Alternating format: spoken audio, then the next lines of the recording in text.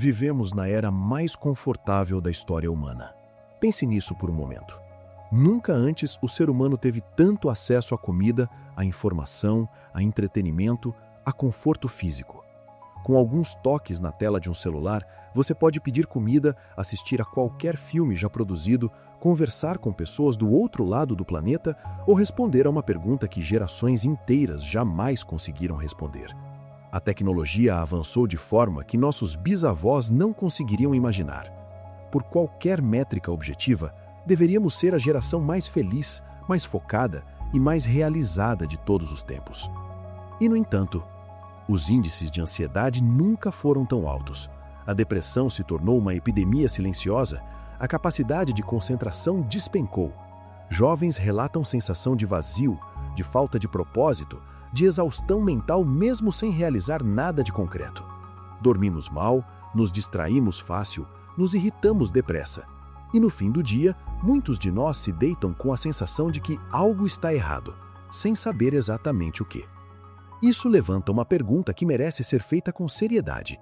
Será que civilizações muito mais antigas, sem tecnologia, sem conforto, sem as facilidades que temos hoje, sabiam algo que nós perdemos? Vamos voltar alguns séculos. Imagine um jovem espartano cerca de 500 anos antes de Cristo. Aos 7 anos, ele era retirado de casa e enviado para o Agoge, um sistema de treinamento rigoroso que durava mais de uma década. Ele dormia no chão, andava descalço no inverno, aprendia a suportar a fome, o frio e a dor sem reclamar. Não porque os espartanos fossem cruéis por crueldade, mas porque entendiam algo fundamental. Um ser humano que nunca enfrentou a adversidade é um ser humano frágil. E um ser humano frágil, quando a vida inevitavelmente apresenta dificuldades, se quebra. Os espartanos estavam certos, não necessariamente em todos os aspectos, mas a premissa central, que o desconforto fortalece e o conforto excessivo enfraquece, é algo que a neurociência moderna começa a confirmar com cada vez mais clareza. Mas não eram apenas os guerreiros que pensavam assim. Os filósofos também chegavam à mesma conclusão, apenas por caminhos diferentes. Marco Aurélio, imperador de Roma e um dos maiores pensadores estoicos da história, escreveu em seu diário pessoal, que hoje conhecemos como as Meditações, algo que ressoa de forma perturbadora para o mundo moderno. Ele dizia que o maior perigo para um homem não vinha de fora, não vinha dos inimigos, das guerras ou das doenças. O maior perigo vinha de dentro. Vinha da mente descontrolada, dos impulsos não domados, das reações automáticas que nos fazem agir sem pensar. Os estoicos ensinavam uma prática chamada de ascesis, um exercício deliberado de autodisciplina. Eles se privavam voluntariamente de confortos, não porque fossem masoquistas, mas porque queriam testar a si mesmos. Queriam saber, se o conforto for embora, quem eu serei? Se a aprovação dos outros sumir, o que me restará? A ideia era simples e poderosa. Quem depende de circunstâncias externas para se sentir bem está sempre à mercê do mundo. Quem cultiva a força interior carrega consigo algo que ninguém pode tirar. Epícteto, outro estoico, nasceu escravo. Literalmente não tinha liberdade alguma sobre seu corpo, seu trabalho ou seu destino físico. E mesmo assim, escreveu uma das filosofias mais libertadoras que a humanidade já produziu. Porque ele entendeu que a única liberdade verdadeira é a liberdade da mente. E essa ninguém pode escravizar, a não ser você mesmo. Agora, traz isso para o presente. O homem moderno não tem inimigos visíveis, não enfrenta guerras diárias, não precisa caçar para se alimentar. E ainda assim está mentalmente em guerra consigo mesmo o tempo todo. Por quê? Porque o nosso cérebro não evoluiu para o ambiente em que vivemos hoje. Durante centenas de milhares de anos, o ser humano precisava de foco para sobreviver. Precisava estar presente no momento, atento aos sinais ao redor, paciente na espera, resiliente diante do fracasso. O cérebro foi moldado por essa realidade. E então, em algumas décadas, tudo mudou. De repente, cada momento de silêncio pode ser preenchido com um vídeo. Cada segundo de espera pode ser eliminado com uma notificação. Cada impulso pode ser satisfeito quase instantaneamente. Não temos mais que tolerar o desconforto de não saber, de não ter, de não conseguir de imediato. O problema é que o cérebro aprende com o que você faz repetidamente. Se você sempre foge do desconforto, ele aprende que desconforto é uma ameaça. Se você sempre busca distração quando se sente entediado, ele aprende que o vazio precisa ser preenchido. Se você sempre precisa de estímulo externo para se sentir bem, ele perde a capacidade de gerar satisfação de dentro para fora.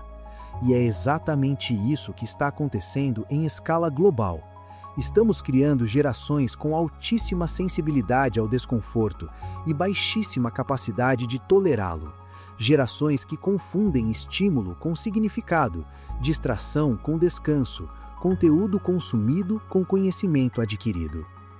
Os antigos também sabiam algo sobre o silêncio que nós esquecemos completamente.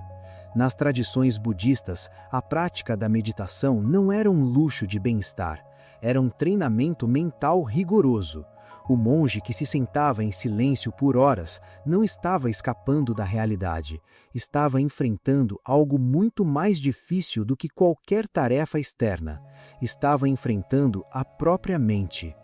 Os gregos tinham um conceito chamado cholé, de onde vem a palavra escola, que significava tempo livre dedicado à contemplação, à reflexão e ao pensamento profundo. Não era ócio, era um espaço sagrado onde a mente podia trabalhar sem pressa, sem interrupção, sem a necessidade de produzir resultados imediatos. Hoje, esse espaço quase não existe. Nos sentimos culpados por ficar sem fazer nada. Preenchemos cada brecha com scroll, podcast, série, mensagem. E quando tentamos sentar em silêncio por apenas alguns minutos, a mente entra em pânico, busca estímulo, se recusa a ficar quieta. Isso não é normal, isso é um sintoma. Mas aqui não se trata de romantizar o passado.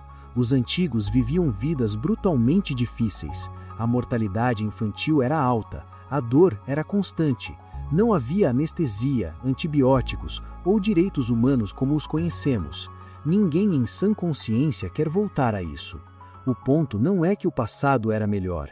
O ponto é que certas condições daquele passado, o desconforto inevitável, a necessidade de paciência, a ausência de gratificação instantânea, criavam, como efeito colateral, mentes mais resistentes.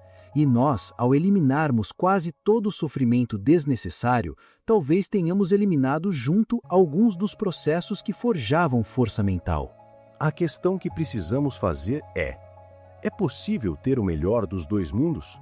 Podemos usar a tecnologia, o conforto e o progresso sem nos tornarmos mentalmente frágeis? Podemos reintroduzir voluntariamente o desconforto que nossas vidas já não oferecem naturalmente?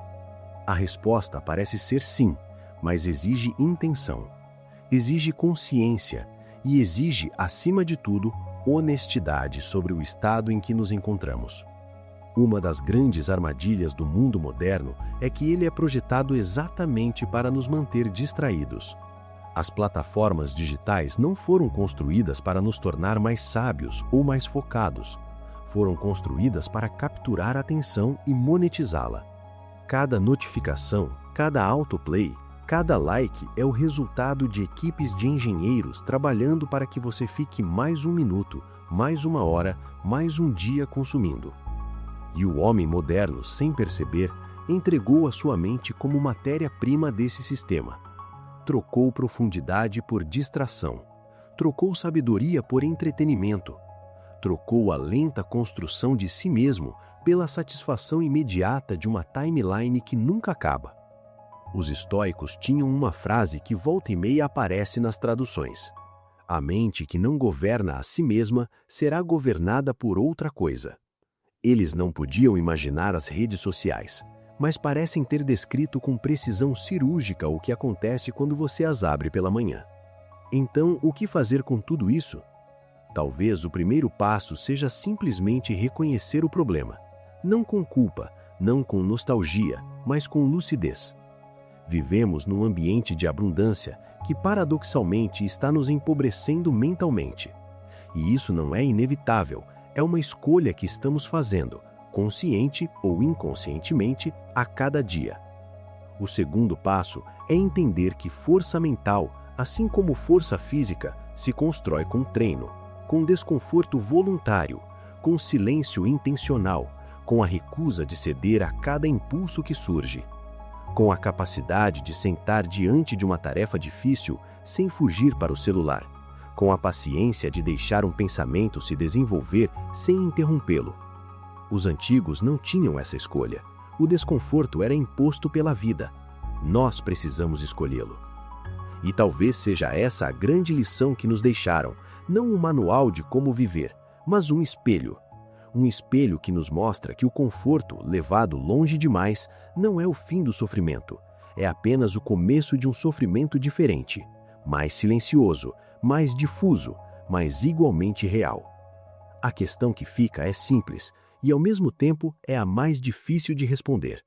O que você está disposto a cultivar todos os dias para se tornar mentalmente mais forte do que o ambiente em que você vive?